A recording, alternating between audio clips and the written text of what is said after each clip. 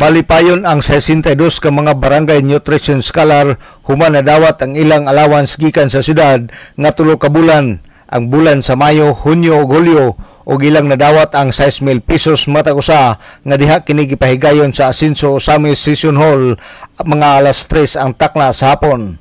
Ang maong kalihukan ang gitambungan kini ni Vice Mayor Bibi Neri og mga sakop sa konseho og ingon man ni Honorable John Docdor nga gikan sa Office of the City Mayor og siya usab ang representante ni Mayor Attorney Andy Wominal Jr.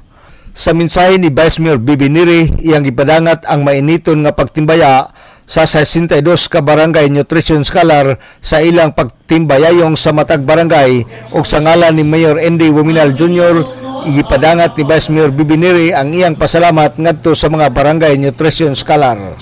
Warm miss pagyod nga kaning pagpahalipay kaninyong tanan sa inyong pagtimbayayong sa atong kalihukan dinhi sa atong 51 ka barangay. We have 62 barangay nutrition scholars pero 49 ra ka barangay ang anaa, no? Mo ba? Wa ba masayop? There are 2 barangays nga wala pa nato ma-activated. But hopefully, ato yun ng constituents na nato. So ato yun ng atiman. So we will pass the floor to Ma'am Lilit and Sir Rodrigo.